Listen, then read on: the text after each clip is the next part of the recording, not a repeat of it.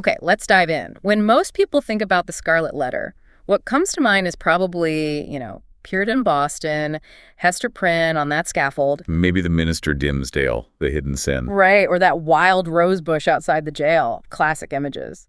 But Hawthorne doesn't actually start there. No, he doesn't. Before we even get to Hester, he gives us this huge, really personal introduction about his own time working for the government. It's almost like a mini memoir. Which is kind of unexpected for a novel like this. It really is, and it's essential. We're not just reading a famous story. We're looking at how Hawthorne himself framed it, using his own experiences, his own frustrations, to sort of authenticate the whole thing.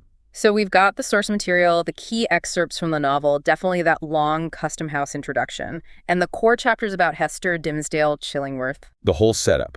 And our mission today isn't just to rehash the plot. No, definitely not. We want to dig into those surprising details, understand where the story really came from personally, politically for Hawthorne, and then piece together the complex psychology, the morality he's wrestling with. Starting, really, with Hawthorne's own life hitting a rough patch in Salem. That personal furnace, that crucible, it's absolutely key to unlocking the novel. Okay, so let's start there. Hawthorne's own self-disclosure. He actually calls this introduction an autobiographical impulse, says it took hold of him once before with a piece called The Old Manse. And now again, looking back at his 3 years experience in a custom house, why spend so much time on his own job? Well, it's clever, maybe a bit strategic on his part. He claims his true reason is to establish his role, not as the author, purely, but as an editor, or very little more, for the story that follows. So he's saying, I just found this old story. Kind of. By framing it like he discovered this historical document in the custom house, he gives himself permission, essentially, to be incredibly frank, even critical, about the place and the people he worked with. People who, let's not forget, eventually fired him. And he really goes for it, doesn't he? The source material confirms this intro caused a huge stir back in Salem, an unprecedented excitement. Oh, absolutely. He even had to defend himself in the preface to the second edition. He basically said, look, I'm republishing this exactly as it was without the change of a word. He insisted they were his sincere impressions, even while saying he didn't mean to be malicious. Sounds like using fiction to settle some real-world scores, maybe political ones. You could definitely read it that way. And maybe he felt he had to, because that whole custom house environment sounded like, well, like death to his creative spirit.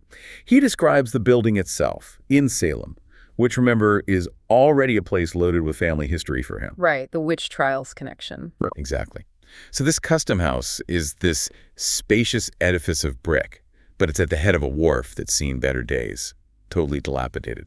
Once bustling, he says, back in old King Derby times, but now showing few symptoms of commercial life. It's like a symbol of faded glory. With weeds growing around it, unthrifty grass, a picture of decay. Perfect image. And hovering over all this decay is the symbol of federal power. This huge American eagle ornament over the door. Which you'd think would represent strength, protection. But Hawthorne sees it totally differently. He describes it as having infirmity of temper. It's fierce, truculent, like it's looking for trouble, threatening the inoffensive community. Not exactly welcoming. Not at all. And it becomes this metaphor for the whole political system he's caught in. People might seek shelter under its wing, hoping for comfort, like an eider-down pillow, he says. But the reality, the eagle has no great tenderness. It's likely to just fling you off its nest, maybe give you a scratch with its claw or a jab with its beak. So it represents a fundamentally unstable, precarious position, or always worried about being tossed out. Precisely.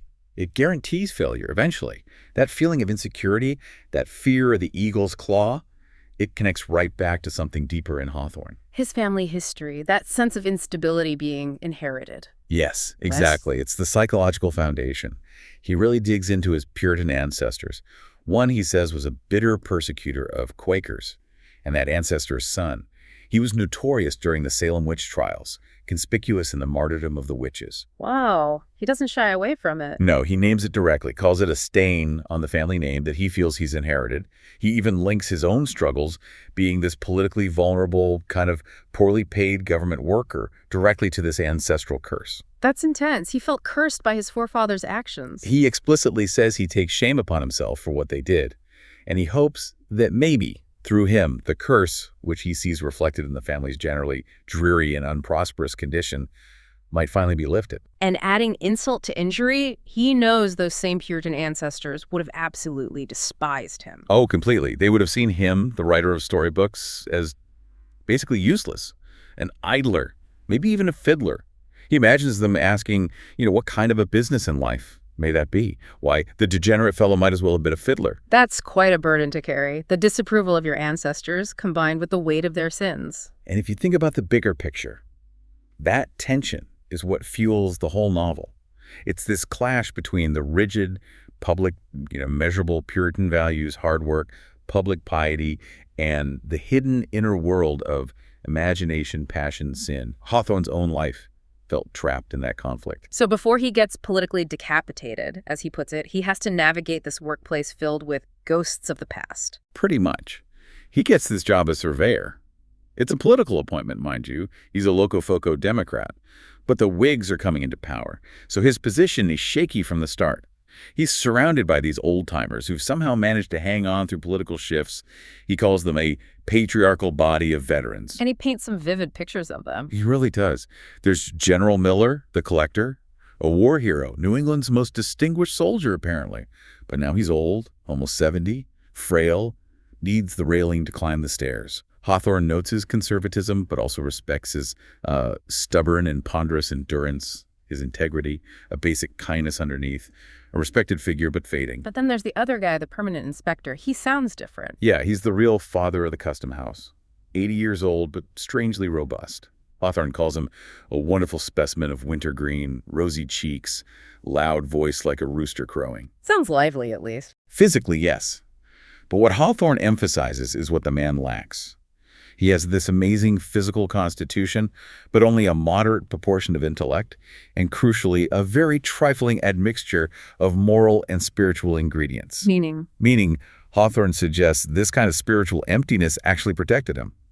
The job couldn't corrupt him because there wasn't much deep inside to corrupt. He'd just keep eating his dinner with a good appetite no matter what. He was immune to the soul-crushing nature of the place. While Hawthorne, the artist, felt completely stifled. Utterly. He says his imaginative gift felt suspended and inanimate within me. He realized that his identity as a writer, his literary reputation, meant absolutely nothing in this world of bureaucracy and commerce. It was utterly devoid of significance.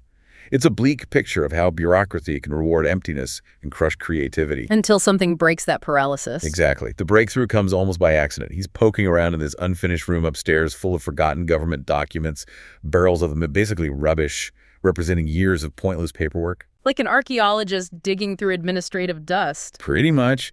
And he finds this small package wrapped in old yellowed parchment inside. The commission papers for a man named Jonathan Pugh, who had been surveyor there maybe 80 years before Hawthorne. So Pugh becomes his sort of official predecessor, a historical link in the chain of bureaucracy. Right. His bureaucratic ancestor, you could say. And Hawthorne throws in this wonderfully macabre detail about Pugh's grave being disturbed years later. Oh, yeah. What did they find? Well, not much of Pugh himself, just an imperfect skeleton and some cloth fragments. But Hawthorne notes with relish they did find his wig, a wig of majestic frizzle, still in satisfactory preservation. The symbol of status outlasts the actual person. Classic Hawthorne. Isn't it? But the real treasure wasn't the wig, it was inside Pugh's package.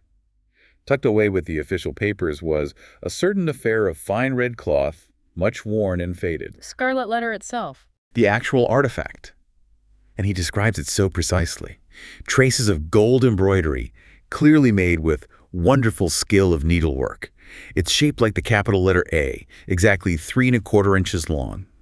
It wasn't just a punishment, it was itself a piece of art, maybe passion. And then comes that really weird, almost supernatural moment. Yeah, this is where history kind of bleeds into the uncanny. Hawthorne says when he, the writer, actually placed this old piece of cloth on his own chest. He felt something. He felt this heat. Not altogether physical, yet almost so, he says, like burning heat, as if the cloth was red-hot iron. He says he shuddered and dropped it. Wow. So the object itself transmits the pain, the history. That's the implication. It's like the burden of the past. The concealed sin is passed directly from the relic, through his official ancestor Pugh, right into Hawthorne's own sensibility. He's not just going to write about this story. He's now connected to it, almost burned by it. And there was more in the package than just the cloth letter, right? Yes. There was also Pugh's manuscript, a private account detailing the life of Hester Prynne, who lived, Pugh wrote, sometime between the founding of Massachusetts and the end of the 1600s. Ah, so that's his justification. I found this manuscript. Exactly. It lets him claim historical authenticity. He says the main facts of the Scarlet Letter come directly from Pugh's document, making him just the editor.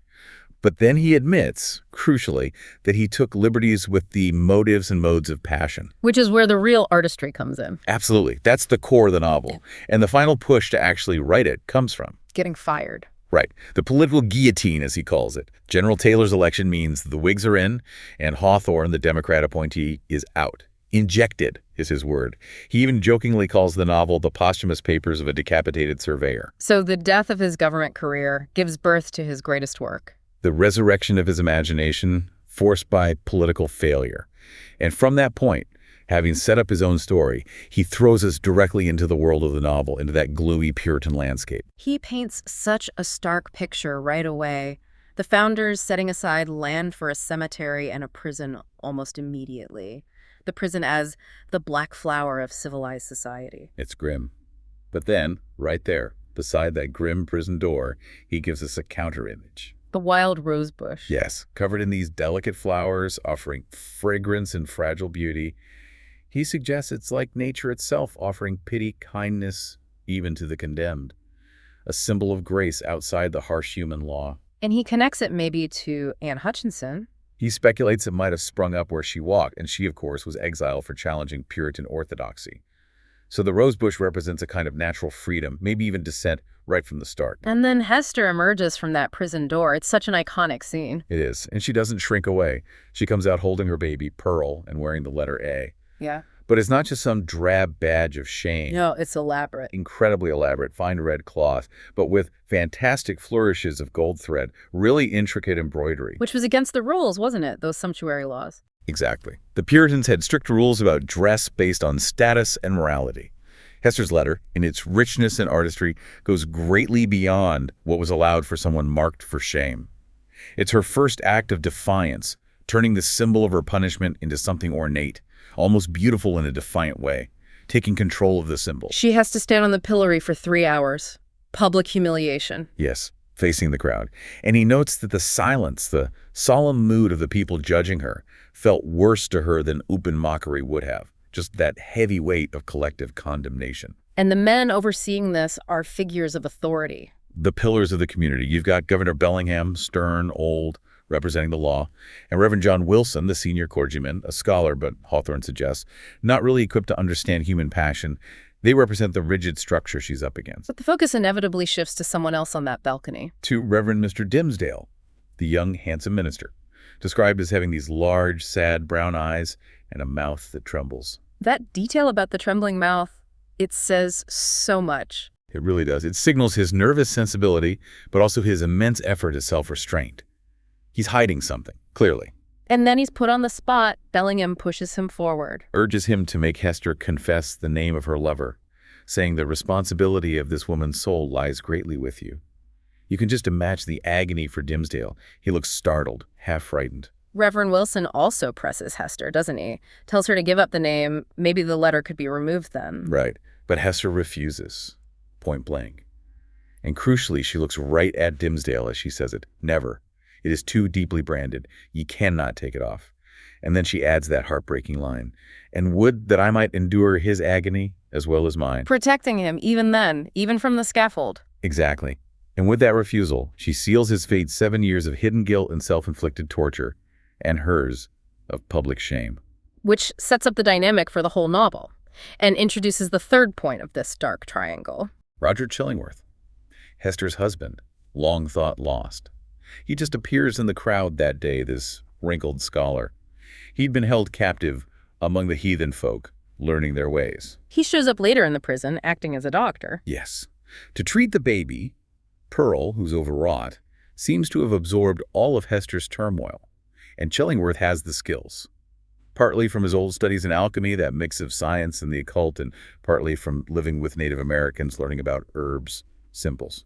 So he's got knowledge from outside the normal Puritan framework. Definitely.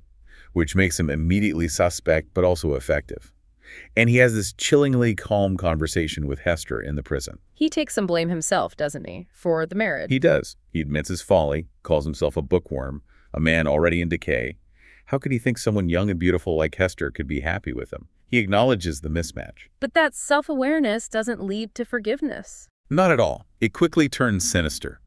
He tells Hester his new purpose is to find her lover. He'll use sympathy and inquest, his intellect, his perception to uncover the secret, and he makes that vow. Sooner or later, he must needs be mine. Turning his intellectual gifts into weapons for revenge. Precisely. And he forces Hester into silence. Demands she keep his identity as her husband a secret.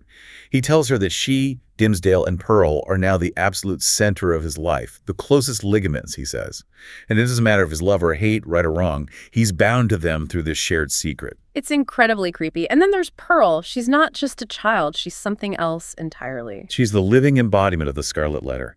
Hester even dresses her in crimson velvet, embroidered with gold, making her look like a little jet of flame. She's passion and transgression made visible. And that detail about her as a baby. It's devastating. Hawthorne writes that the very first thing Pearl focused on as an infant was the Scarlet Letter on Hester's chest. She reached out and grabbed it, and that intelligent touch caused Hester infinite torture. Pearl instinctively understands and interacts with the source of her identity and her mother's pain. She's a constant reminder, which comes up again when the authorities trying to take her away from Hester, right? Yes, Governor Bellingham and Reverend Wilson question if Hester is fit to raise her. They ask Pearl the catechism question, "Who made thee?" And Pearl gives that wild answer. Instead of saying God, she says she wasn't made at all, but plucked by her mother off the wild rose bush by the prison door, linking herself again to nature, to freedom outside their system. Which almost gets her taken away until Dimmesdale steps in. Ironically, yes. Dimmesdale, using all his eloquence fueled by his hidden guilt, makes the case for Hester keeping Pearl. He argues Pearl is both Hester's happiness and her torture. A punishment, yes, but also a blessing sent by God to keep Hester's soul alive, to save her from falling into worse sin. He's basically arguing that public shame embodied by Pearl is spiritually necessary for Hester. Exactly. And the narrative immediately reinforces this. Mistress Hivens, the governor's own sister, known to be a witch, sidles up to Hester afterwards. Right. She invites Hester to a witches' meeting in the forest. And Hester refuses. She tells Hivens that if they had taken Pearl from her, she would have gone willingly to sign the black man's book. So Pearl, the child of Finn, literally keeps Hester from making a pact with the devil. Dimmesdale's argument proved true in that instant. So the stage is set. Hester and Pearl together, Dimmesdale suffering in secret. And Chillingworth circling, ready to begin his work. Dimmesdale's health starts failing visibly. People think it's just overwork, too much fasting and praying. He keeps clutching his hand over his heart. The physical sign of the secret guilt. Absolutely. And Chillingworth, under the guise of being his physician, moves in with him, uses his sharp intellect, his almost intuitive perception, to probe Dimmesdale's soul, searching that dim interior like a miner or maybe a grave robber. He's not trying to heal him, is he? He's diagnosing the sin. That's his true aim. There's that scene where Chillingworth finds some ugly weeds growing on an unmarked grave in the cemetery. He speculates aloud to Dimmesdale that maybe they grew out of the dead person's heart, fueled by some hideous secret they never confessed. Using nature itself as a metaphor for hidden guilt, directly to Dimmesdale. Psychological torture. It is. And it leads to the moment of discovery. Dimmesdale's asleep, maybe in a state of exhaustion or drug sleep. Chillingworth approaches, pulls aside the minister's vestment, and sees something on his chest. The book never explicitly says what, does it? No, it focuses on Chillingworth's reaction, this look of wonder, horror, and almost diabolic rapture. Whatever he saw, it gives him the proof he needs. Now he can play upon Dimmesdale however he wants. The minister's life becomes, as Hawthorne puts it, a perpetual rack. And Dimmesdale, knowing he's been found out, even if he doesn't know who Chillingworth is, turns the torture inward. Terribly so. He whips himself with a bloody scourge in private. He fasts to the point of starvation. He holds these long, agonizing vigils, staring at himself in the mirror. Seeing ghosts. Seeing visions, Hawthorne says. His own parents looking disappointed. Hester and Pearl pointing at the Scarlet Letter, and then at his own breast. There's no escape, even in solitude. The guilt is relentless. So 7 years pass like this hidden torment alongside Hester's public penance. 7 long years. And during that time, something remarkable happens to the public perception of Hester and her letter. people start seeing it differently. Massively differently. Hester's become this figure of charity. She sews for the poor, nurses the sick. She's like a self-ordained sister of mercy. The letter starts to gain a kind of respect. From shame to respect, how? Through her actions, her strength. The source says many people stopped interpreting the A as adultery. Instead, they said that it meant able. So strong was Hester Prynne with a woman's strength. Wow. Able, that's a complete reversal. It's huge. The symbol transforms. Some people even start to see it almost like a sacred symbol, like the cross on a nun's bosom. Her suffering and service have imbued it with a new, powerful meaning. But Hester herself, is she finding peace? What about Chillingworth? No. Public perception is one thing, her inner state is another. She sees Chillingworth gathering herbs one day, and the hatred she feels is intense. I hate the man, she says to herself. And she realizes her real crime, maybe the worst one, was marrying him in the first place, letting him persuade her to fancy herself happy by his side. That initial dishonesty feels fouler now. And she decides to confront him. She does. And he's chillingly honest with her. He admits he's become a fiend dedicated solely to Dimmesdale's especial torment. He takes a kind of demonic pride in making the minister suffer in the sight of his worst enemy. He knows he's lost his own humanity in the process. He's completely consumed by revenge. Utterly. And seeing the damage it's doing to Dimmesdale's soul, Hester makes a huge decision. To break her promise. Yes. She tells Chillingworth he must reveal his true identity to Dimmesdale. She argues the secrecy isn't doing anyone any good. Not her, not Dimmesdale, not even Chillingworth himself or Pearl. The deceit has to end. Which leads to that incredibly important scene in the forest. The moral wilderness, Hawthorne calls it, the only place outside of society's rigid rules where they can maybe be truthful. She meets Dimmesdale there. He's a wreck weak, leaning on a staff, completely broken down. But there's still a connection between them. Oh, instantly. They sit together, and it's like two spirits reconnecting after a long separation. They cling to the gloom of the forest, finding it more precious than the false sunshine of the town. And Hester offers him a way out. A radical escape plan. Flee together, go back to the old world, England, Europe, get away from Chillingworth, start a new life. And she tells him, crucially, thou shalt not go alone. Giving him the strength he lacks. Exactly. And in that moment of shared hope, this incredible thing happens. Hester, overwhelmed with relief and joy, unclasps the Scarlet Letter and throws it away. Takes off her cap, lets her hair down. And her beauty returns. Instantly. Hawthorne describes her youth and radiance flooding back. And at that exact moment, forth bursts the sunshine, pouring a very flood into the obscure forest. Nature itself seems to celebrate her liberation. It's this perfect moment of freedom, but it doesn't last. No, because Pearl ruins it.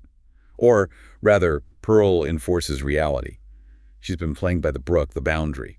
When Hester calls her over, Pearl refuses to cross. Why? What's wrong? She points furiously at Hester's chest where the letter should be, and at her loose hair. She throws a tantrum until Hester retrieves the letter, pins it back on, and confines her hair again. Pearl needs the symbol. She doesn't recognize her mother without it. It seems that way. Pearl is the living embodiment of that symbol and its history. She can't accept this sudden erasure of the past, this unearned freedom.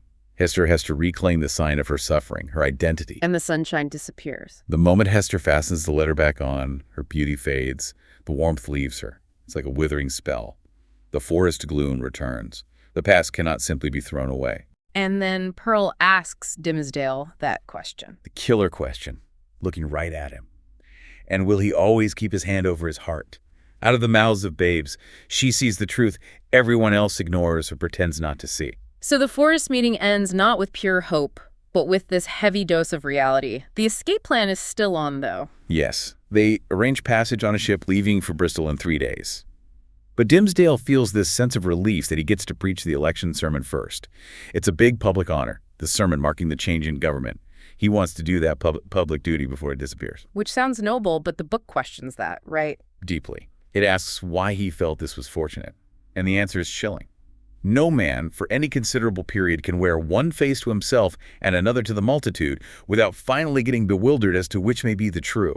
Years of hypocrisy have warped his moral compass completely. And we see that warping on his walk back to town. Oh yeah, he's in a total maze. feels these uncontrollable impulses, wants to whisper blasphemy to a deacon, argue against immortality to a devout old woman, corrupt a young girl with just a word. It's like his suppressed darkness is boiling over now that escape seems near, a terrifying glimpse of the damage done. That fragile hope is about to be crushed anyway, isn't it? Completely. Because Chillingworth makes his move. On Election Day, while Hester is waiting, the ship's captain casually mentions that Dr. Chillingworth has also booked passage. No! Yes, claiming to be part of Hester and Dimmesdale's group, a close friend of the minister. Hester realizes immediately they're trapped.